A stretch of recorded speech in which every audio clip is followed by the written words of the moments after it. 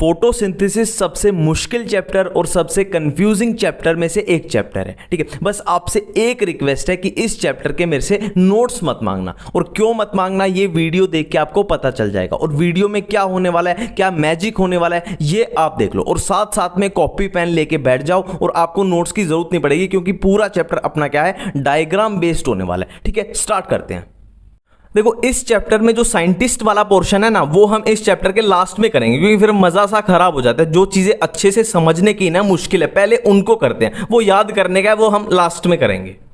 देखो, अपने चैप्टर का नाम क्या है, फोटोसिंथेसिस। ठीक है, फोटोसिंथेसिस। ठीक है, अब देखो, फोटो का मतलब क्या होता है, फोटो का मतलब क्या होता है, फोटो का मतलब होता है लाइट, और इधर सिंथेसिस का मतलब है क्या हो रहा है, फूड की सिंथेसिस हो रही है। तो सिंपली इस चैप्टर में हमें करना क्या है, लाइट का यूज करके फूड की सिंथेसिस करनी है, और इसी को हम बोल रहे हैं क्या, फोटोसिंथेसिस। फोटो का मतलब लाइट, सिंथेसिस मतलब सिंथेसिस ऑफ अ फूड। ठीक है, अब देखो, ये डायरेक्ट ऐसे तो नहीं हो सकती कि हमने डायरेक्ट लाइट से फूड बना दिया, ऐसे तो होगा नहीं। तो होता क्या है, बेसिकली होता क्या है, हम लाइट से क्या करेंगे, एनर्जी प्रोडक्ट बनाएंगे। एनर्जी प्रोडक्ट बनाएंगे, एनर्जी प्रोडक्ट जैसे कि एटीपी, जैसे कि NADPH, एनर्जी प्रोडक्ट बनाएंगे और फिर उसका बनाएंगे फूड। ठीक है, लाइट से हम बनाएंगे क्या, एनर्जी प्रोडक्ट, और उस एनर्जी प्रोडक्ट्स का यूज करके हम क्या बनाएंगे, फूड बनाएंगे। ठीक है, अब देखो, अब ये वाला जो स्टेप है, जो हम लाइट का यूज करके एनर्जी प्रोडक्ट बना रहे हैं, इसको क्या बोलते हैं,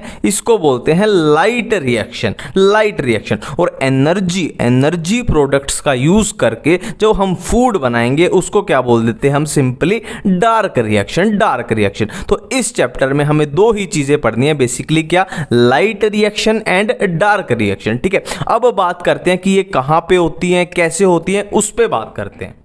देखो, कुछ भी नहीं पढ़ना है अपने को, सिंपली क्या करना है, एक गमले में पौधा उगाना है। ये एक गमला है और इसमें क्या करना है, एक पौधा उगाना है। गमले में सिंपली क्या किया, पौधा उगा दिया, और पौधे पे क्या लगी हुई हैं, ये लीव्स लगी हुई हैं, ये पत्तियां लगी हुई हैं। ठीक है, अब देखो, हमें एक कॉमन सेंस की बात पता है कि हम गमले में एक पौधा उगा रहे हैं। कोई भी पौधा है, उसको जीने के लिए क्या चाहिए, पानी चाहिए। हम पानी डालते भी हैं उसमें ना, गमले में हम डेली पानी डालते हैं। ठीक है, और क्या चाहिए, और क्या करते हैं हम, गमले को क्या, सनलाइट में रखते हैं, और ये लाइट ऐसे आएगी, इसकी पत्तियों पे ऐसे ये लाइट पड़ रही है, इसकी पत्तियों पे, लीव्स पे ऐसे लाइट पड़ रही है। ठीक है, अब देखो, लाइट के लिए जो वर्ड यूज होता है वो क्या होता है, फोटो। लाइट के लिए जो वर्ड यूज होता है वो यूज होता है क्या, फोटो। ठीक है, तो फोटो, और यहां क्या है, पानी का यूज हो रहा है। तो फोटो, इनका यूज करके ये प्लांट क्या कर रहा है, फूड की, ये प्लांट क्या कर रहा है, फूड की सिंथेसिस कर रहा है। तो लाइट का यूज करके फूड की सिंथेसिस की, इसीलिए इस चैप्टर का नाम क्या है, फोटोसिंथेसिस। ठीक है, अब ये फोटोसिंथेसिस कहां पे होती है, कैसे होती है, किस किस तरीके से होती है, वो देखते हैं। हाँ, तो इसको देखने के लिए हम क्या करेंगे, इस प्लांट की एक लीफ को, एक पत्ती को क्या करेंगे, इधर जूम करके देख लेते हैं। हम क्या करते हैं, एक पत्ती हमने उठाई और उस पत्ती को हमने इधर जूम करके देखा। तो इस पत्ती को जब हमने जूम किया तो हमें इसमें क्या मिला, हमें इसमें मिला क्लोरोप्लास्ट। हमें पत्ती के अंदर, हमें पता है, कॉमन सेंस की बात है कि पत्तियों के अंदर क्या होता है, क्लोरोप्लास्ट होता है। तो ये है अपना क्लोरोप्लास्ट, है ना। ये क्लोरोप्लास्ट की मेम्ब्रेन है, वैसे डबल मेम्ब्रेन होती है, पर यहां पे वो हम सेल वाले में कर चुके हैं, यहां पे इतना सा समझो। ठीक है, जो समझाना चाहता हूं मैं। ठीक है, देखो, और अब हमने क्लोरोप्लास्ट के अंदर झांक के देखा तो क्या मिला, हमें थाइलाकोइड मिला। ये एक थाइलाकोइड है ना, और इसी के साथ ऐसे दूसरा थाइलाकोइड, इसी के साथ ऐसे तीसरा थाइलाकोइड, इसी के साथ एक और थाइलाकोइड। इस तरीके से ये थाइलाकोइड है, ये भी थाइलाकोइड है, ये भी थाइलाकोइड है, ये भी थाइलाकोइड है ना। यहाँ पे ये 4 थाइलाकोइड। ठीक है, ऐसी ये बिल्डिंग सी बना रहे हैं, तो इस थाइलाकोइड की बिल्डिंग को क्या बोल देते हैं हम, ग्रेना बोल देते हैं, ग्रेना। ठीक है, अब ऐसी बहुत सारी बिल्डिंग इस क्लोरोप्लास्ट के अंदर प्रेजेंट होती है, ऐसी थाइलाकोइड की बहुत सारी बिल्डिंग। ठीक है, ये एक ग्रेना, ये एक और ग्रेना, ये एक और ग्रेना, और एक ग्रेना के अंदर बहुत सारे थाइलाकोइड। ठीक है, अब जो ये ग्रेना होती है ये आपस में कनेक्टेड होती हैं, किससे, थाइलाकोइड से। ये ग्रैना आपस में कनेक्टेड होती हैं किससे? थाइलाकोइड से। बिल्कुल इतनी बातें क्लियर है, ठीक है। अब देखो जो क्लोरोप्लास्ट के अंदर ये खाली स्पेस बचा, जो भी ये खाली स्पेस है साइटोप्लाज्म जैसा जो दिख रहा है, ये खाली स्पेस है, इसको क्या बोलते हैं? इसको बोलते हैं हम स्ट्रोमा। इसको क्या बोलते हैं हम? स्ट्रोमा बोलते हैं, स्ट्रोमा, ठीक है। अब देखो यहां पे दो टाइप के हमें थाइलाकोइड दिख रहे हैं, दो टाइप के। एक तो जो ग्रैना में अटैच है, एक थाइलाकोइड है जो ग्रैना में है, और एक कौन से हैं? जो स्ट्रोमा में है, ठीक है। ये क्या है? ग्रैना वाले, और ये है स्ट्रोमा वाले। ये क्या है? ग्रैना वाले, और ये है स्ट्रोमा वाले, ठीक है। तो जो ग्रैना में है उनको हम बोल देंगे क्या? ग्रैनल थाइलाकोइड। और जो स्ट्रोमा में है उनको बोल देंगे क्या? Stromal thylakoid. उनको बोल देंगे स्ट्रोमल थाइलाकोइड, ठीक है। अब यहां पे एक छोटी सी बात देखो मैं यहां पे एक ये दोबारा बना के दिखाता हूं। देखो ये हमारे पास एक ग्रैना है, ये हमारे पास एक ग्रैना है, और ये दूसरा ग्रैना है, ये दूसरा ग्रैना, ठीक है। और दो ग्रैना को आपस में क्या कनेक्ट कर रहा है? स्ट्रोमल थाइलाकोइड यहां पे ये कनेक्ट कर रहा है। बिल्कुल सिंपल सी बात है, ठीक है। अब क्या होता है? देखो ये क्या है? ये क्या है? थाइलाकोइड की मेम्ब्रेन है। ये है थाइलाकोइड की मेम्ब्रेन, और थाइलाकोइड के अंदर ये है थाइलाकोइड का ल्यूमन, ठीक है। ये थाइलाकोइड की मेम्ब्रेन, ये ल्यूमन, ये थाइलाकोइड की मेम्ब्रेन, ये ल्यूमन, सब में ऐसे ही होगी। बिल्कुल सिंपल सी बात है, ठीक है। अब देखो थाइलाकोइड की जो मेम्ब्रेन है उसमें क्या होता है? फोटो सिस्टम लगे होते हैं। उसमें क्या लगे होते हैं? फोटो सिस्टम लगे होते हैं, फोटो सिस्टम लगे होते हैं, ठीक है। अब फोटो सिस्टम 1, फोटो सिस्टम 2, ये हमारे पास बात आती है, ठीक है। तो देखो सिंपल सी बात है, जो ग्रैनल थाइलाकोइड हैं उनमें फोटो सिस्टम 2 भी होता है और फोटो सिस्टम 1 भी होता है। बट जो ये स्ट्रोमल थाइलाकोइड मतलब ये वाला थाइलाकोइड है उसमें सिर्फ और सिर्फ कौन सा होता है? फोटो सिस्टम 1 होता है, फिर फोटो सिस्टम 1 होता है। इसमें दोनों बहुत इंपॉर्टेंट है। ग्रैनल थाइलाकोइड में PS2 भी होगा, PS1 भी होगा, फोटो सिस्टम 2 भी, फोटो सिस्टम 1 भी। बट जो स्ट्रोमल थाइलाकोइड है उसकी मेम्ब्रेन में सिर्फ और सिर्फ PS1 यानी फोटो सिस्टम 1 होता है, ठीक है। अब ये फोटो सिस्टम क्या होता है, फोटो सिस्टम 1 क्या होता है, फोटो सिस्टम 2 क्या होता है ना, इस पे हम डिटेल में बात करते हैं आगे। अब हम बात करने जा रहे हैं फोटो सिस्टम के बारे में, फोटो सिस्टम के बारे में, ठीक है। देखो PS1 PS2 सारी कंफ्यूजन दूर करेंगे, पहले बेसिक तरीके से समझो, ठीक है। देखो किसी भी फोटो सिस्टम में तीन चीजें होती हैं। किसी भी फोटो सिस्टम में तीन चीजें होती हैं। कौन सी? एक तो होता है एंजाइम, एक क्या होता है?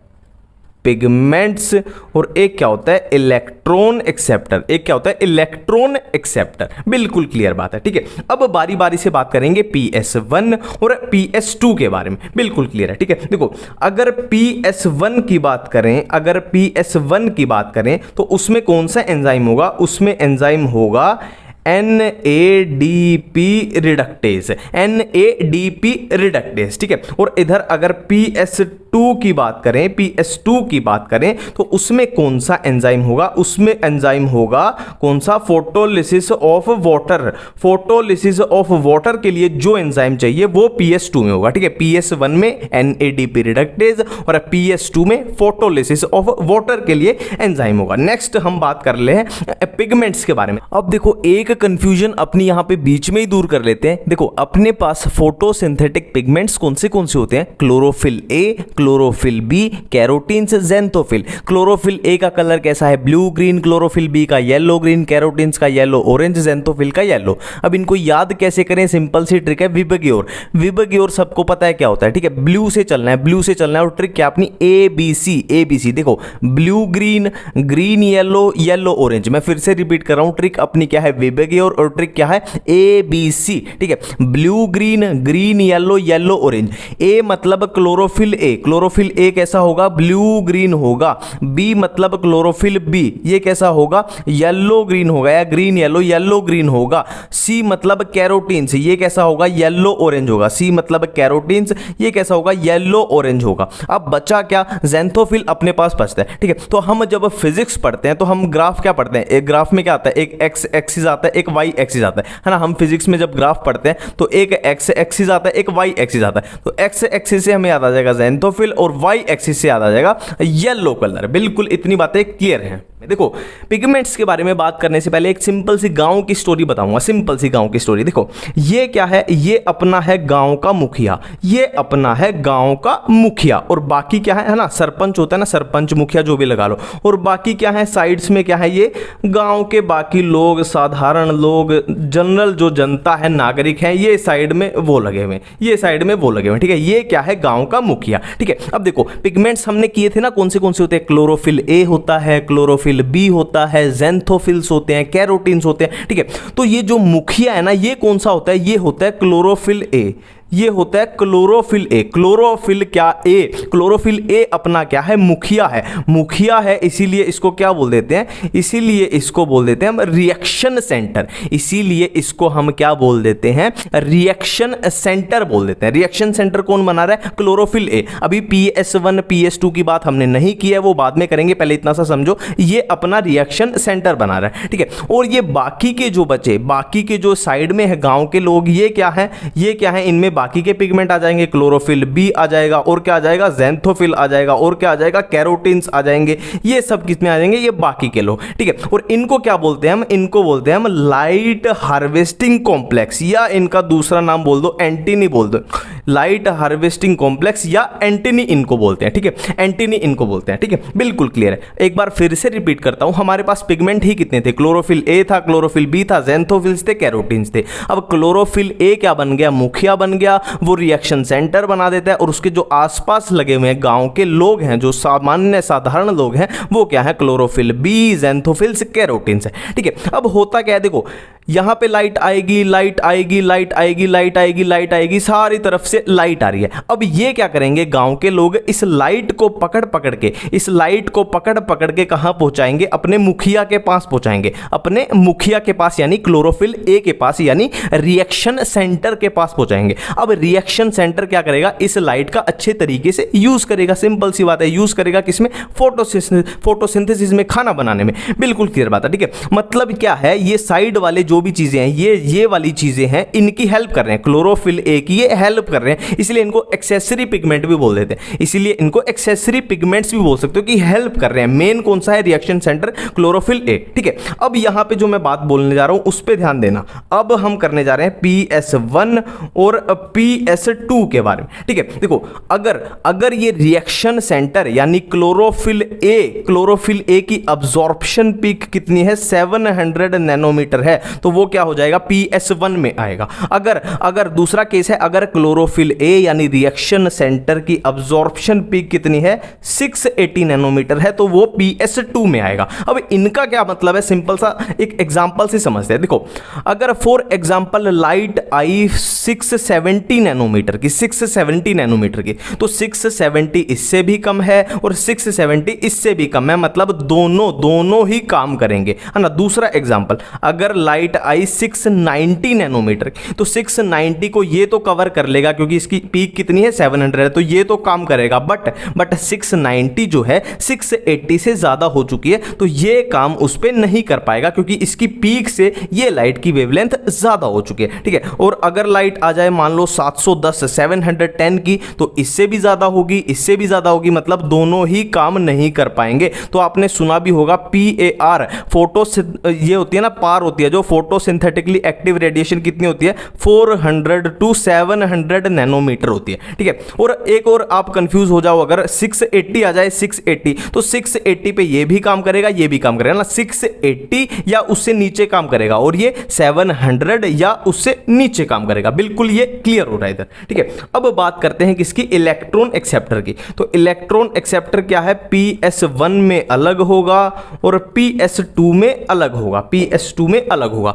PS1 में इलेक्ट्रॉन एक्सेप्टर होता है FeS प्रोटीन, है ना, आयरन सल्फर प्रोटीन लगा के चलो, FeS याद रखना, ठीक है। और PS2 में इलेक्ट्रॉन एक्सेप्टर होता है फेयोफाइटन, PS2 में क्या होता है, फेयोफाइटन। देखो राइटिंग मेरी थोड़ी गंदी आ रही है साथ साथ लिखने में, पर आप समझ लेना, फेयोफाइटन, ठीक है। PS1 में आयरन सल्फर और PS2 में फेयोफाइटन, बिल्कुल क्लियर है। फोटो सिस्टम, किसी भी फोटो सिस्टम में तीन चीजें होती हैं, एंजाइम्स, पिगमेंट और इलेक्ट्रॉन एक्सेप्टर। अब एंजाइम PS1 में कौन से होंगे, NADP रिडक्टेज। PS2 में कौन से होंगे, फोटोलिसिस ऑफ वाटर के लिए एंजाइम होंगे, है ना। फिर हमने बात की पिगमेंट्स के बारे में। पिगमेंट में क्या है, क्लोरोफिल ए जो है वो मुखिया बन जाता है, यानी रिएक्शन सेंटर बना देता है, और बाकी के सारे जो पिगमेंट है जैसे क्लोरोफिल बी है, जेंथोफिल्स हैं, कैरोटीन्स हैं, वो क्या बना देंगे, लाइट हार्वेस्टिंग कॉम्प्लेक्स ना। नाम से ही पता लग रहा है लाइट हार्वेस्ट, मतलब ये लाइट को क्या करेंगे, हार्वेस्ट करेंगे, और हार्वेस्ट कर करके क्या क्लोरोफिल ए यानी रिएक्शन सेंटर तक पहुंचाएंगे, है ना। इनको एंटीना भी बोल सकते हो आप,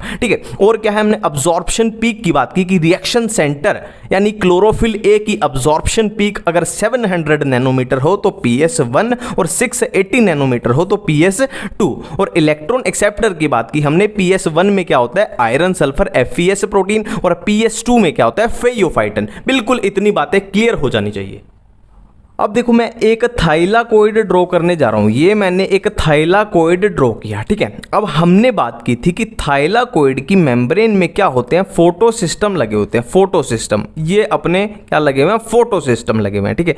ये है अपना क्या है, PS2 है, और ये अपना है क्या, PS1 है, PS1, ठीक है। अब यहाँ पे कुछ बातें कॉमन सेंस की क्लियर कर लेते हैं। देखो ये क्या है, ये है अपनी क्या है, थाइलाकोइड की मेम्ब्रेन है, और ये अंदर क्या है, थाइलाकोइड का ल्यूमन है, और बाहर क्या है, ये स्ट्रोमा, क्योंकि ये थाइलाकोइड किसके अंदर प्रेजेंट था, बाहर क्लोरोप्लास्ट के अंदर प्रेजेंट था, और क्लोरोप्लास्ट में जो खाली स्पेस होता है वो क्या होता है, स्ट्रोमा। तो ये बाहर स्ट्रोमा है, ये थाइलाकोइड की मेम्ब्रेन, ये अंदर है ल्यूमन है। बिल्कुल इतनी बातें क्लियर है, ठीक है। देखो अब क्या होगा, अब क्या होगा, जो सनलाइट इधर से आएगी आएगी आएगी, सनलाइट इस पे क्या की, स्ट्राइक की, सनलाइट इस पे स्ट्राइक की, ठीक है। अब क्या होगा, इस पे सनलाइट जब स्ट्राइक करेगी तो इससे क्या निकलेगा, इलेक्ट्रॉन निकलेगा। इससे क्या निकलेगा, इलेक्ट्रॉन निकलेगा, इलेक्ट्रॉन निकलेगा, ठीक है। अब हम बात कर चुके हैं कि PS2 के लिए जो प्राइमरी इलेक्ट्रॉन एक्सेप्टर होता है वो क्या होता है, फियोफाइटिन।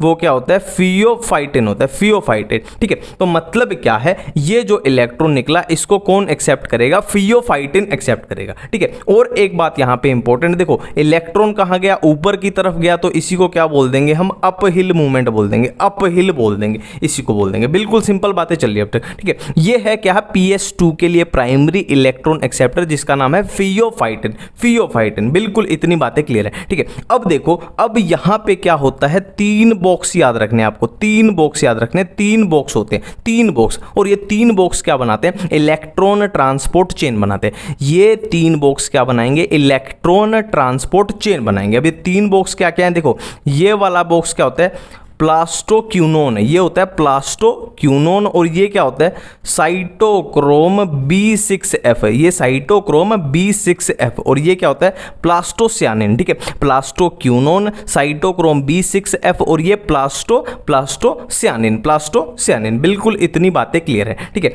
अब देखो अपना इलेक्ट्रॉन कहां पहुंच चुका है, ये फियोफाइटिन के पास, यानी प्राइमरी इलेक्ट्रॉन एक्सेप्टर के पास, ठीक है। अब इससे इलेक्ट्रॉन निकल के जाएगा किधर, इधर जाएगा, इलेक्ट्रॉन ट्रांसपोर्ट चेन की तरफ, किसके पास है, प्लास्टोक्यूनोन के पास, प्लास्टोक्यूनोन के पास, ठीक है। अब यहां पे एक इंपॉर्टेंट बात है, जब इसको इलेक्ट्रॉन मिलता है ना, तो ऐसे याद रखना, यहां से क्या होता है, H+ रिलीज होता है, यहां से H+ निकलता है, H+, बहुत इंपॉर्टेंट है, ठीक है। अब क्या होगा, इलेक्ट्रॉन इसके पास है, अब ये इलेक्ट्रॉन आगे जाएगा चेन में, अब चेन में ये आगे जाएगा इलेक्ट्रॉन, अब कहां जाएगा, आगे जाएगा इलेक्ट्रॉन, तो ये इलेक्ट्रॉन जो है अब PS1 के पास पहुंच चुका है, PS1 के पास पहुंच चुका है। बिल्कुल क्लियर है, ठीक है। अब क्या जाएगा, ये इलेक्ट्रॉन, हमने PS1 में इलेक्ट्रॉन एक्सेप्टर की बात करी थी, कौन सा होता है, FeS है ना, आयरन सल्फर प्रोटीन होता है, ठीक है। इसमें क्या था, फियोफाइटिन, है ना। PS2 के लिए क्या था, फियोफाइटिन, और PS1 के लिए आयरन सल्फर प्रोटीन, ठीक है। अब ये इलेक्ट्रॉन निकल के इसके पास जाएगा, इलेक्ट्रॉन एक्सेप्टर के पास, ठीक है। फिर से ये ऊपर गया तो अप हिल, और ये नीचे आया था, ये क्या हो जाएगा, अपना डाउन हिल हो जाएगा, ऊपर गया तो अप हिल। सिंपल सी बात है, बिल्कुल सिंपल सी बात है, ठीक है। अब इसके पास है इलेक्ट्रॉन, किसके पास, आयरन सल्फर के पास है। ये आयरन सल्फर प्रोटीन के पास है इलेक्ट्रॉन। अब कहाँ जाएगा इलेक्ट्रॉन? अब जाएगा ये फेरोडॉक्सिन के पास। अब जाएगा ये किसके पास? फेरोडॉक्सिन के पास। ये इसके पास अब इलेक्ट्रॉन है, इसके पास अब इलेक्ट्रॉन है। अब इस इलेक्ट्रॉन का क्या होगा? यहाँ पे NADPH बनेगा, NADPH, ठीक है। देखो यहाँ पे क्या था अपने पास? ये था NADP प्लस H प्लस था। तो इनको जब ये इलेक्ट्रॉन मिलेगा तो यहाँ अपने पास क्या बन जाएगा?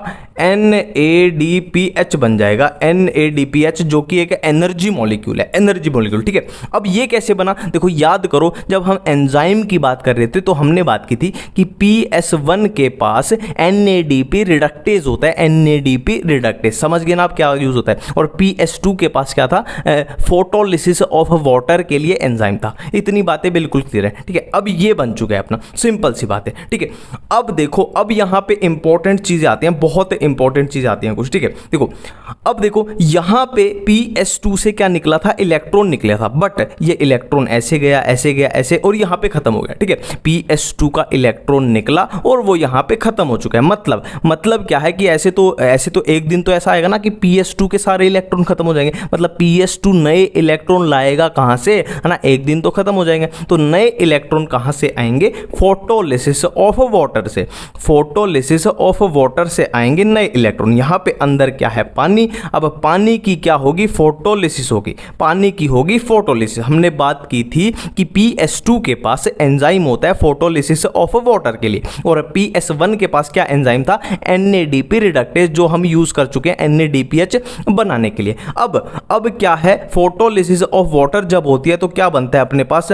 हाफ मॉलिक्यूल अपने पास ऑक्सीजन का बन जाएगा, और क्या बन जाएंगे अपने पास? प्रोटॉन H+N बन जाएंगे, और इसमें क्या रिलीज होगा? इलेक्ट्रॉन रिलीज होगा, और इसमें क्या होगा? इलेक्ट्रॉन रिलीज होगा। तो ये इलेक्ट्रॉन किस काम आ जाएगा? PS2 के काम आ जाएगा, क्योंकि इसको आगे भी तो है ना, इसकी क्या है, एक तरीके से रिकवरी हो रही है, एक तरीके से आपूर्ति है ना, कि ये अपने आगे भेजता जा रहा है, और इसकी रिकवरी कहाँ से हो रही है? वाटर से होती जा रही है। और अपने पास जो ये ऑक्सीजन मिली, ये इसमें एक बाई प्रोडक्ट की तरह, बाई प्रोडक्ट, ठीक है, और ये बाहर निकल जाएगी। और अब देख लो, आप सब बोलते हो ना कि पेड़ पौधे हमें ऑक्सीजन देते हो, तो ये वो वाली ऑक्सीजन है, सिंपल सी बात है, ठीक है।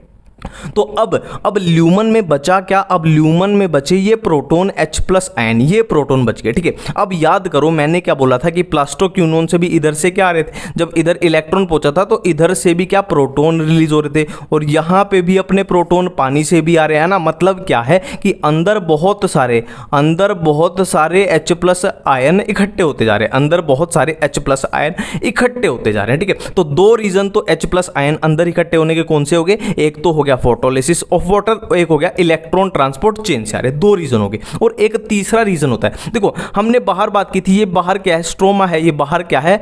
ये स्ट्रोमा है, किसका? क्लोरोप्लास्ट का, क्योंकि बाहर क्या है अपना? ये पूरा क्लोरोप्लास्ट है, और क्लोरोप्लास्ट के अंदर क्या होता है? थाइलाकोइड होता है। तो ये है स्ट्रोमा, ठीक है। तो यहां पे हम कंपैरिजन बात करना है कि स्ट्रोमा के कंपैरिजन में थाइलाकोइड ल्यूमन के अंदर H+ आयन कंसंट्रेशन बढ़ती जा रही है, इंक्रीज होती जा रही है। हम दो रीजन देख चुके हैं। और तीसरा रीजन क्या है? देखो, जो ये यहाँ H+ यूज हुआ है ना, H+ जो ये यूज हुआ है, ये कहां से आएगा? सिंपल सी बात है, बाहर है तो कहां से आएगा? स्ट्रोमा से ही आएगा। तो मतलब कहने का ये है, तीनों रीजन है ना, एक ये रीजन, एक फोटोलिसिस ऑफ वाटर, और एक इधर ये प्लास्टोक्यूनोन से H+ निकला। तीनों रीजन क्या इशारा कर रहे हैं कि थाइलाकोइड ल्यूमन के अंदर H+ की कंसंट्रेशन बढ़ती जा रही है बाहर के कंपैरिजन में, ठीक है। तो इतनी कंसंट्रेशन जब बढ़ जाएगी तो एक समय ऐसा आएगा, अंदर क्या है? पोटेंशियल ग्रेडियंट डेवलप हो जाएगा, पोटेंशियल ग्रेडियंट डेवलप हो जाएगा, बहुत सारे H+ लग चुके। तो यहाँ पे क्या होता है? एक बुलंद दरवाजा होता है। यहाँ पे क्या होता है? एक बुलंद दरवाजा होता है। अब बुलंद दरवाजे के भी दो पार्ट हैं, ये F0 हो जाएगा और ये F1 हो जाएगा, ठीक है, बिल्कुल क्लियर है। अब क्या होगा? जो ये H+ आयन है, ये इस बुलंद दरवाजे से बाहर जाएंगे, ये इस बुलंद दरवाजे से बाहर जाएंगे, और इस बुलंद दरवाजे का नाम क्या होता है? ATP synthase. इसका नाम होता है ATP सिंथेज। अब नाम से ही पता लग रहा है ATP सिंथेज मतलब ये ATP बनाएगा। तो जब ये H+ आयन, ये प्रोटॉन से इससे बाहर जाएंगे तो यहाँ क्या बनेगी? ATP की फॉर्मेशन होगी, ATP की, ठीक है। और ATP भी क्या है? हमें पता है एनर्जी कंपाउंड है, ठीक है। तो एनर्जी रिलेटेड कौन से बन रहे हैं? NADPH बन रहा है, और क्या बन रहा है? ATP बन रहा है, बस ATP बन रहा है, ठीक है। अब एक बात याद करो, ATP बनने को क्या बोलते हैं हम? फॉस्फोराइलेशन। ATP को बनने को, ATP यानी एनर्जी वाले वाले को बनने को हम बोलते हैं फोस्फोराइलेशन, फोस्फोराइलेशन, ठीक है। अब फोस्फोराइलेशन यानी एनर्जी बन रही है किसकी वजह से? लाइट की वजह से। और लाइट के लिए हम क्या वर्ड यूज करते हैं? फोटो। लाइट के लिए वर्ड यूज करते हैं फोटो। तो ये पूरी क्या हो जाएगी? Photo phosphorylation. ये क्या हो जाएगी? फोटो फोस्फोराइलेशन की लाइट की यूज करके हम क्या बना रहे हैं? एनर्जी बना रहे हैं। लाइट का यूज करके एनर्जी बना। बिल्कुल क्लियर है? इतनी बातें बिल्कुल क्लियर है, ठीक है। अब एक और बात यहां पे फोकस करो, एक और बात फोकस करो कि यहां पे देखो PS2 से निकला था इलेक्ट्रॉन जो ऐसे ऐसे गया और यहां पे खत्म हो गया। मतलब जो इलेक्ट्रॉन PS2 से निकला था वो साइकिल बना के यहां पे वापस नहीं आ रहा, साइकिल बना के वापस नहीं आ रहा। इसको नया इलेक्ट्रॉन कहां से लेना पड़ रहा है? वाटर से लेना पड़ रहा है। मतलब यहां साइकिल नहीं बन रही। तो ये पूरी प्रोसेस क्या होती है? नॉन साइक्लिक होती है। नॉन साइक्लिक फोटोफॉस्फोराइलेशन है। यहां पे इलेक्ट्रॉन की साइकिल नहीं बन रही। ये क्या है? नॉन साइक्लिक प्रोसेस है, नॉन साइक्लिक, ठीक है। अब हम बात करेंगे कि साइक्लिक प्रोसेस क्या होती है। अब नॉन साइक्लिक में एक चीज मैं इंपॉर्टेंट आपको बता दूं कि नॉन साइक्लिक में हमारे पास ATP भी बन रहा है और NADPH भी बन रहा है। ATP भी बन रहा है और NADPH दोनों बन रहे हैं नॉन साइक्लिक में। बिल्कुल क्लियर है, ठीक है। अब देखो, अब हम साइक्लिक प्रोसेस देखने जा रहे हैं। नॉन साइक्लिक हम कर चुके, अब साइक्लिक देखने जा रहे हैं, है ना। ज्यादा अलग नहीं है, बिल्कुल वैसे ही है, ठीक है। ये मैंने एक थाइलाकोइड ड्रॉ कर दिया। ये मैंने क्या बना दिया? थाइलाकोइड बना दिया, ठीक है। अब थाइलाकोइड की मेम्ब्रेन पे हमें क्या पता है? फोटो सिस्टम होते हैं, फोटो सिस्टम होते हैं, ठीक है। ये अपना है, मान लो क्या है? PS2 है और ये है अपना PS1, photo system 2, photo system 1। और यहाँ पे अपनी क्या होती है? इलेक्ट्रॉन ट्रांसपोर्ट चेन, जिसमें ये क्या होता है? प्लास्टोक्यूनोन, और ये क्या होता है? साइटोक्रोम B6F, और ये क्या होता है? प्लास्टोसियानिन। ये क्या होता है? प्लास्टोसियानिन, ठीक है। अब मैं आपको एक कंडीशन देने जा रहा हूं कि यहां से क्या है? अपनी लाइट आई, लाइट तो पूरे पे आएगी ना, यहां भी आएगी, यहां भी आएगी, सारी तरफ से आ रही है, ठीक है। अब ये लाइट जो आई, इसकी वेवलेंथ जो थी वो 680 नैनोमीटर से ज्यादा थी, 680 नैनोमीटर से ज्यादा। अब इसका मतलब क्या है? देखो, हम ऑलरेडी बात कर चुके हैं कि PS1 की जो पीक लेवल होता है ना, पीक अब्जॉर्प्शन पीक होती है, वो कितनी होती है? 700 नैनोमीटर होती है। और PS2 के लिए कितनी होती है? यही पीक लेवल, यही पीक अब्जॉर्प्शन 680 नैनोमीटर। मतलब क्या कहना चाहता हूं कि 680 से ज्यादा की अगर लाइट आई तो PS2 जो बेचारा है वो काम नहीं कर पाएगा, है ना। 680 से ऊपर काम कर नहीं सकता, इसकी पीक ही कितनी है? 680। मतलब 680 से ऊपर की लाइट आई तो PS2 काम नहीं कर पाएगा, ठीक है। बिल्कुल इतनी बातें क्लियर। और एक बात बता दूं आपको कि हमने किया था ग्रैनल थाइलाकोइड होते हैं, है ना। ये है अपने ग्रैनल थाइलाकोइड और ये है अपने स्ट्रोमल थाइलाकोइड। और हमने बात की थी कि ग्रैना में PS1 भी होता है, PS2 भी होता है, और इसमें क्या होता है? सिर्फ और सिर्फ PS1 होता है। स्ट्रोमल थाइलाकोइड में PS1 होता है। तो ये दो कंडीशन है, ठीक है। दो कंडीशन का मेरा कहने का मतलब ये है, पहली कंडीशन और दूसरी कंडीशन दोनों का मतलब क्या है कि हमें क्या करना है? ऐसी कंडीशन बनानी है कि अपना PS2 काम ना करे, सिर्फ और सिर्फ PS1 काम करे। तो PS1, खाली PS1 काम करे, इसकी दो ही पॉसिबिलिटीज है। या तो लाइट की जो वेवलेंथ है वो 680 नैनोमीटर से ज्यादा हो, या सिर्फ हम स्ट्रोमल थाइलाकोइड की बात करें जहां पे सिर्फ और सिर्फ PS1 जो अपने हैं वो काम करते हैं, ठीक है। अब सिंपल सी बात है, ये लाइट तो हर जगह आ रही है ना, लाइट हर जगह आ रही है। अब लाइट क्या करेगी? PS1 पे स्ट्राइक करेगी। PS2 तो अपना काम ही नहीं कर रहा। अब PS1 पे लाइट ने स्ट्राइक किया तो इसका क्या है? इलेक्ट्रॉन क्या करेगा? एक्साइट करेगा। ये इलेक्ट्रॉन एक्साइट किया, जो अपहिल मूवमेंट होगी, ठीक है। और इलेक्ट्रॉन एक्सेप्ट कौन करता है? इसका जो अपना क्या होता है? आयरन सल्फर का जो प्रोटीन होता है वो इसका इलेक्ट्रॉन एक्सेप्ट करेगा। अब ये इससे इलेक्ट्रॉन कहां गिरेगा? इस पे गिरेगा। इससे इलेक्ट्रॉन कहां गिरेगा? इस पे गिरेगा। किस पे? प्लास्टोक्यूनोन से। और फिर जाएगा इसके आगे, फिर जाएगा इस पे, और फिर जाएगा इस पे। और ये ऐसे साइकिल घूमती रहेगी, ये ऐसे साइकिल घूमती रहेगी। कहने का मतलब क्या है कि जो इलेक्ट्रॉन PS1 से निकला था वही इसको दोबारा वापस मिल रहा है ना। इलेक्ट्रॉन निकला फिर वापस मिल गया, इलेक्ट्रॉन निकला फिर वापस मिल गया। और अब एक मेरी बात याद करो कि PS, ये प्लास्टोक्यूनोन पे जब हम ये बात कर रहे थे इलेक्ट्रॉन इधर से जाने की, तो हम क्या कर रहे थे कि यहां से H+ निकलता है ना, यहां से H+ निकलता है। हमने दो किए थे ना, एक तो H+ कहां से निकलता है? फोटोलिसिस ऑफ वाटर से, और एक निकलता है यहां पे। बिल्कुल इतनी बातें क्लियर हैं, ठीक है, ठीक है, बिल्कुल क्लियर है। अब यहां पे हमने की थी बुलंद दरवाजा लगा होता है, ठीक है, बुलंद दरवाजा लगा होता है। अब यहां पे एक ध्यान देने लायक बात है कि PS2 अगर काम नहीं कर रहा तो फोटोलिसिस ऑफ वाटर यहाँ पे नहीं हो रही, फोटोलिसिस ऑफ वाटर बिल्कुल भी यहाँ पे नहीं हो रही, मतलब वो H+ नहीं आएंगे जो फोटोलिसिस ऑफ वाटर से आएंगे, और ऑक्सीजन भी यहाँ पे अपनी नहीं बन रही, ऑक्सीजन भी अपनी यहाँ पे नहीं बन रही। ठीक है, अब देखो H+ तो सेम है, वो यहाँ पे इकट्ठे हो जाएंगे, तो H+ क्या है, ये बाहर जाएंगे, H+ क्या है, बाहर जाएंगे। तो जब H+ बाहर जाएंगे, ये अपना क्या था, ATP सिंथेस था, तो क्या होगा, ATP की फॉर्मेशन होगी। ATP की फॉर्मेशन होगी। अब यहाँ पे ध्यान देने लायक बात है कि यहाँ पे PS1 के पास जो हम वो कर रहे थे, NADPH की फॉर्मेशन कर रहे थे, वो यहाँ पे नहीं हो रही, वो यहाँ पे नहीं हो पा रही, क्योंकि इलेक्ट्रॉन को क्या है, साइकिल में घूमना है, इलेक्ट्रॉन को क्या है, साइकिल में घूमना है, इलेक्ट्रॉन ये इलेक्ट्रॉन को नहीं खा सकता, इसलिए ये नहीं बनेगा। ठीक है, अब साइक्लिक और नॉन साइक्लिक का आप डिफरेंस देख लो। डिफरेंस क्या है, देखो साइक्लिक में क्या है, सिर्फ और सिर्फ क्या बन रहा है, ATP बन रहा है, NADPH नहीं बन रहा, पहली है ना, और नॉन साइक्लिक में ये भी बनेगा, ये भी बनेगा। ठीक है, और क्या डिफरेंस है, साइक्लिक में अपने पास फोटोलिसिस ऑफ वाटर नहीं हो रही, और नॉन साइक्लिक में इधर फोटोलिसिस ऑफ वाटर हो रही थी। ठीक है, और दूसरा डिफरेंस, साइक्लिक में क्या है, PS2 काम अपना नहीं कर रहा, और नॉन साइक्लिक में ये भी काम करेगा, ये भी काम करेगा।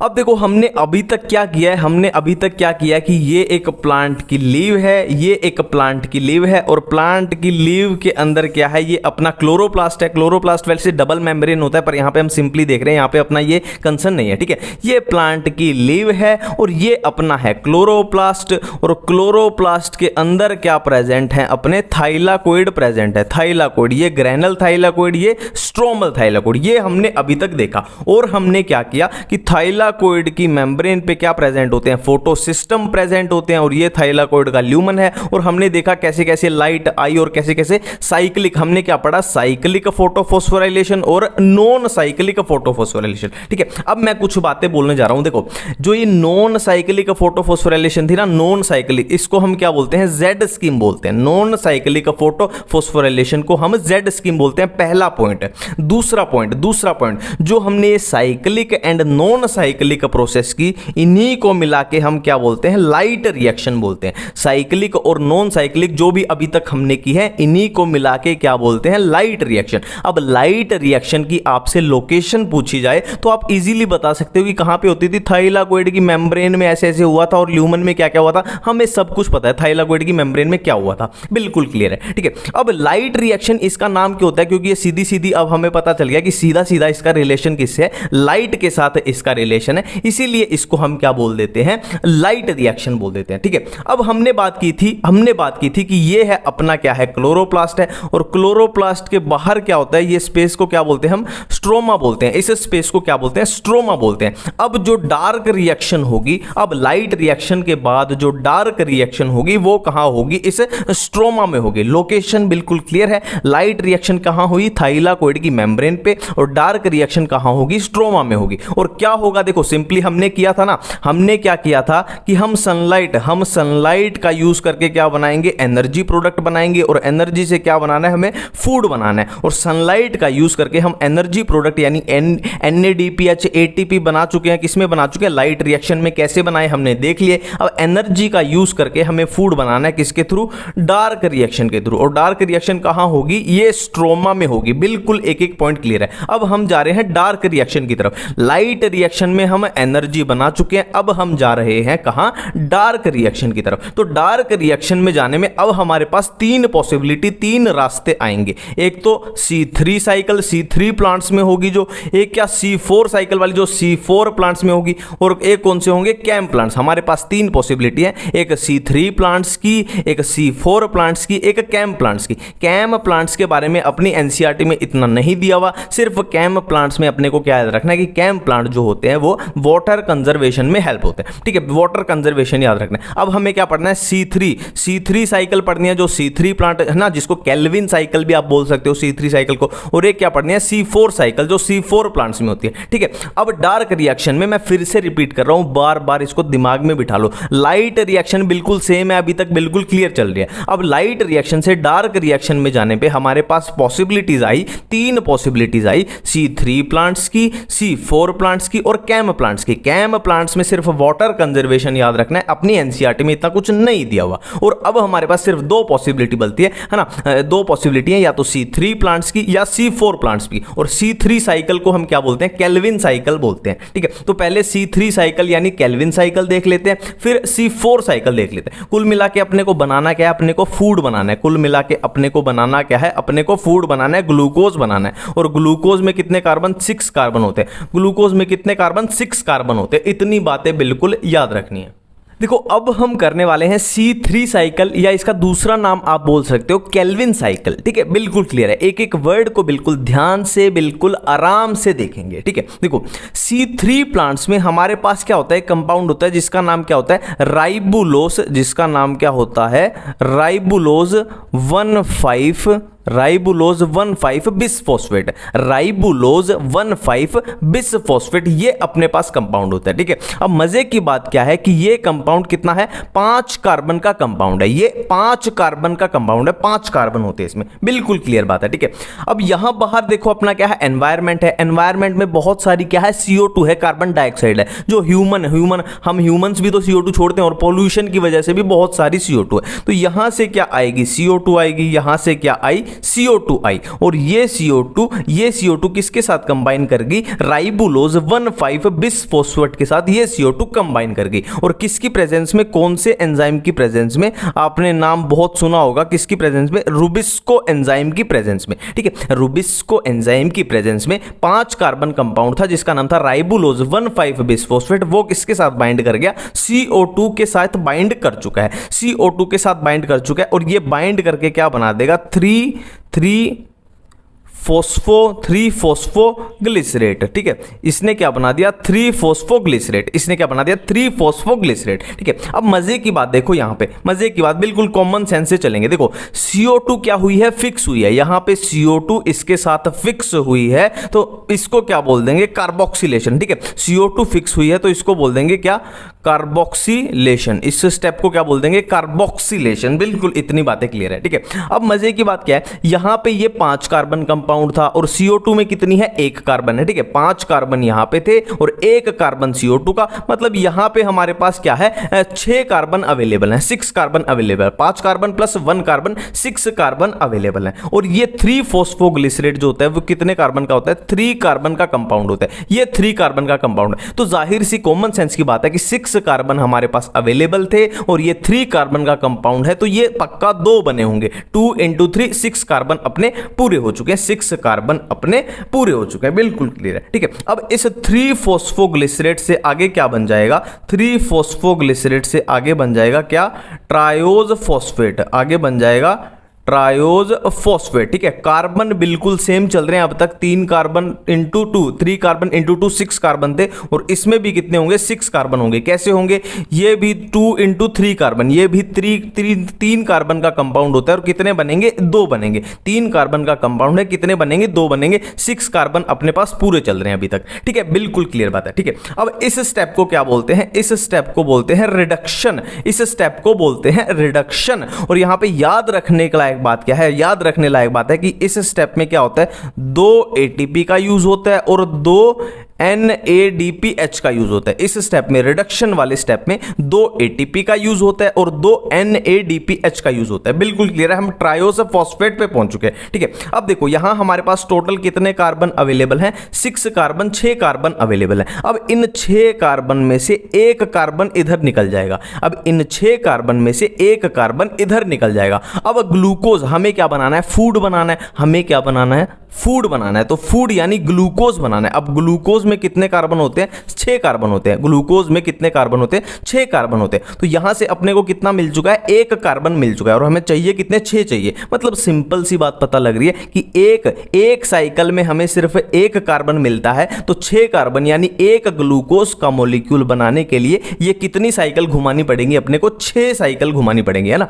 एक साइकिल में हमें 1 कार्बन मिल रहा है और चाहिए कितने, 6 कार्बन चाहिए, क्योंकि अपने को ग्लूकोज बनाना है। तो ये कितनी साइकिल चलेंगी, 6 साइकिल चलेंगी, ठीक है। अब सिंपल सी बात है, यहां एक कार्बन निकल चुका है तो ये कितना बचा, ये कितना बचा, ये 5 कार्बन का कंपाउंड बचा। ये हमारे पास कितना बचा, 5 कार्बन का कंपाउंड बचा। यहां पे 5 कार्बन बच गए, ठीक है। और ये कितना था, 5 कार्बन था, तो ये डायरेक्ट इसमें कन्वर्ट हो जाएगा, ठीक है। सिंपल सी बात है, 6 कार्बन में से एक कार्बन निकल गया तो कितने कार्बन बचे, 5 कार्बन बचे। तो 5 कार्बन वाला अपना कौन सा था, राइबोलोज 1,5 बिस्फोट, तो ये इसमें कन्वर्ट हो जाएगा। एक तरीके से इस स्टेप को बोलते हैं क्या, रीजनरेशन। रीजनरेशन क्यों बोलते हैं, क्योंकि राइबोलोज 1,5 बिस्फोस्फेट की क्या हो रही है, रीजनरेशन हो रही है। इस स्टेप को हम बोलते हैं रीजनरेशन। और याद रखने लायक बात क्या है कि यहां पे एक एटीपी का यूज होता है, एक एटीपी का यूज होता है, ठीक है। अब यहां पे कुछ बातें समझो, अब यहां पे कुछ बातें समझो, ठीक है। देखो, एक साइकिल में, एक साइकिल के दौरान कितने एटीपी यूज हुए, 2 + 1 3 एटीपी यूज हुए, 3 एटीपी यूज हुए। और NADPH कितने यूज हुए, 2 NADPH यूज हुए, 2 NADPH यूज हुए। ये एक साइकिल में हुए, एक साइकिल में। और एक ग्लूकोज का मॉलिक्यूल बनाने के लिए हमें कितनी साइकिल चलानी पड़ती हैं, 6 साइकिल चलानी पड़ती हैं। तो एक ग्लूकोज का मॉलिक्यूल बनाने के लिए कितने एटीपी यूज होंगे, कितने एटीपी यूज होंगे, 3 × 6 यानी 18 एटीपी यूज होंगे। और NADPH कितने यूज होंगे, 2 × 6 कितने, 12 NADPH यूज होंगे। बिल्कुल क्लियर है ना, ये बात थोड़ा सा समझना है, इसमें मैं बार बार रिपीट कर रहा हूं कि हमें क्या बनाना है, 6 कार्बन का ग्लूकोज बनाना है। और एक साइकिल में हमें सिर्फ एक कार्बन मिल रहा है, तो 6 कार्बन लेने के लिए हमें 6 साइकिल चलानी पड़ेंगी। और एक साइकिल में 3 एटीपी यूज होते हैं, तो 6 साइकिल में कितने होंगे, 18 एटीपी। और एक साइकिल में 2 NADPH यूज होते हैं, तो 6 साइकिल में कितने होंगे, 2 × 6 यानी 12 NADPH। देखो, C4 प्लांट्स के अंदर 2 टाइप की सेल प्रेजेंट होती हैं। C4 प्लांट्स के अंदर 2 टाइप की सेल प्रेजेंट होती है। ये मैंने 2 टाइप की सेल बना दी, ठीक है। एक ये वाली सेल, एक ये वाली सेल, ठीक है। तो जो ये वाली सेल है, इसको हम क्या बोलते हैं, इसको हम बोलते हैं क्या, मीजोफिल सेल। इसको हम बोलते हैं मीजोफिल सेल। और इसको हम बोलते हैं क्या, bundle sheath cell, bundle sheath cell, ठीक है। अब देखो, जो बंडल शीथ सेल होती है वो क्या होती है, लार्ज साइज की सेल होती है वेस्कुलर बंडल के अराउंड। और इनकी वजह से, बंडल शीथ सेल की वजह से C4 प्लांट्स में जो लीव्स की एनाटॉमी बनती है उसको हम बोलते हैं क्या, क्रांज एनाटॉमी, उसको हम बोलते हैं क्रांज एनाटॉमी, ठीक है। बिल्कुल इतनी बातें क्लियर है। अब बहुत इंपॉर्टेंट बातें बोलने जा रहा हूं। देखो, मीजोफिल्स सेल के अंदर क्या होता है, पेप होता है, पेप होता है। मीजोफिल सेल्स के अंदर क्या प्रेजेंट होता है, पेप प्रेजेंट होता है, जो कि एक 3 कार्बन कंपाउंड है। पेप मतलब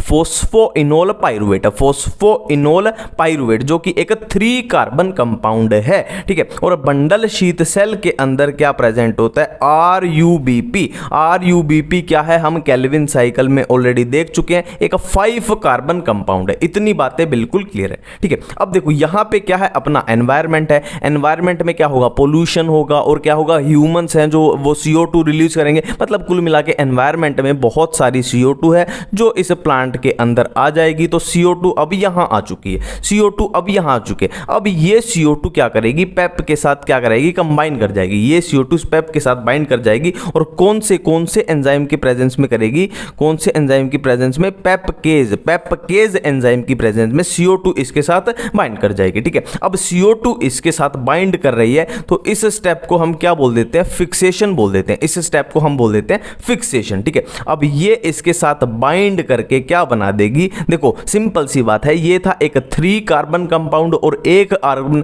कार्बन इसने यहां से उठाया, तो क्या बन जाएगा, एक 4 कार्बन का एसिड बन जाएगा। एक 4 कार्बन का एसिड, कौन सा acid, oxalo acetic acid, oxalo acetic acid, ठीक है। अब ऑक्सैलो एसिटिक एसिड से दूसरा 4 कार्बन का एसिड बनेगा। दूसरा 4 कार्बन का एसिड कौन सा, या तो मैलिक एसिड बनेगा या एस्पेरेटिक एसिड बनेगा। 4 कार्बन का एसिड कहां, मीजोफिल सेल में चल रहे हैं। अब ये 4 कार्बन का एसिड कहां शिफ्ट कर जाएगा, बंडल शीथ सेल में, बंडल शीथ सेल में। ये 4 कार्बन का एसिड अब बंडल शीथ सेल में आ चुके हैं। अब क्या होगा, 4 कार्बन के एसिड से हमें क्या बनाना है, 3 कार्बन का एसिड बनाना है, 3 कार्बन का एसिड। तो कॉमन सेंस की बात है, 4 कार्बन से जब हम 3 कार्बन का एसिड बनाएंगे, मतलब 1 कार्बन का मॉलिक्यूल निकल रहा होगा और किसके फॉर्म में निकलेगा, CO2 के फॉर्म में, है ना। 4 कार्बन से 3 कार्बन बनाया तो एक CO2 यानी एक कार्बन हमने निकाल दिया, एक कार्बन हमने निकाल दिया। अब ये CO2 किसके साथ बाइंड कर जाएगी, RuBp के साथ। और अब नॉर्मली जो अपनी क्या होती थी, C3 साइकिल, केल्विन साइकिल होती थी, बिल्कुल वही हो जाएगी ना।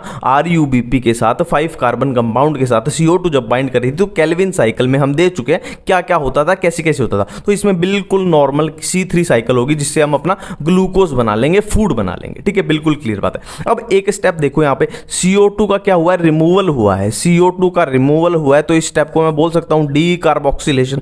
CO2 रिमूव हुई है तो ये स्टेप हो गया डी कार्बोक्सिलेशन। ये क्या था, फिक्सेशन था, है ना, CO2 फिक्स हुई थी, यहां डी कार्बोक्सिलेशन, CO2 अलग हो रही है, ठीक है। अब ये 3 कार्बन एसिड हमारे पास है। अब ये 3 carbon acid bundle sheath cell से कहां पहुंच जाएगा, मीजोफिल सेल में पहुंच जाएगा, ये 3 कार्बन एसिड, ठीक है। अब इस 3 कार्बन एसिड से रीजनरेट हो जाएगा क्या, पेप, फोस्फोइनोल पाइरुवेट, जो कि हमें अगली साइकिल के लिए रेडी चाहिए, है ना। ये 3 कार्बन एसिड से रीजनरेट हो गए, क्या बन गया, पेप, फोस्फोइनोल पाइरुवेट बन गया, जो कि अगली साइकिल के लिए अब रेडी है। तो यहां पे रीजनरेट हुआ तो इस स्टेप को बोल देंगे हम रीजनरेशन, इस स्टेप को हम बोल देंगे रीजनरेशन, पेप की रीजनरेशन हो रही है, ठीक है। 3 स्टेप है, फिक्सेशन, डी कार्बोक्सिलेशन, रीजनरेशन, बहुत सिंपल बातें हैं।